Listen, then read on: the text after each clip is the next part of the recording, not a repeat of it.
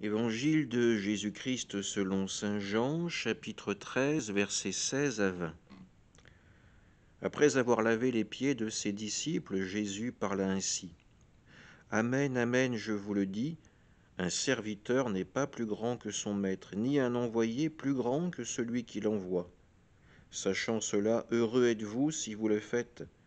Ce n'est pas de vous tous que je parle. Moi, je sais quels sont ceux que j'ai choisis. Mais il faut que s'accomplisse l'Écriture. Celui qui mange le pain avec moi m'a frappé du talon.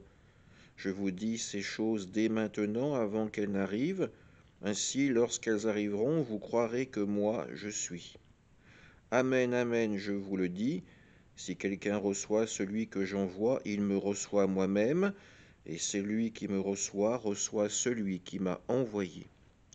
Acclamons la parole de Dieu. Le discours que tient Jésus à ses disciples se tient tout de suite après le lavement des pieds. Ce geste qui les a surpris, qui les a désarçonnés. Pierre n'a toujours pas compris pourquoi Jésus a fait cela. Alors, le Maître enseigne de nouveau. Il leur explique le sens profond de ce geste. Se faire serviteur, c'est aussi accepter d'accueillir la parole de Dieu, une parole qui nous dépasse, mais qui nous indique la direction de la vie éternelle.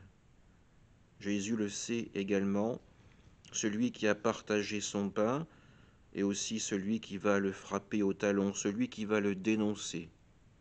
Judas est déjà parti pour aller le livrer en échange de ses 30 pièces d'argent. Et nous, quel sera notre prix pour trahir Jésus? Nous pouvons nous poser la question.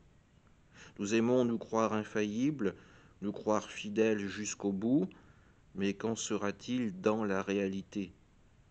Alors prions l'Esprit Saint pour que la force de rester fidèles nous soit donnée, que cette grâce, nous puissions la vivre et l'expérimenter dans un monde qui laisse de plus en plus de côté la parole de vie, la parole du sacré, la parole de l'espérance. Que la parole du Christ puisse être entendue et accueillie pour ce qu'elle est, une parole d'amour, une promesse de vie éternelle. Amen.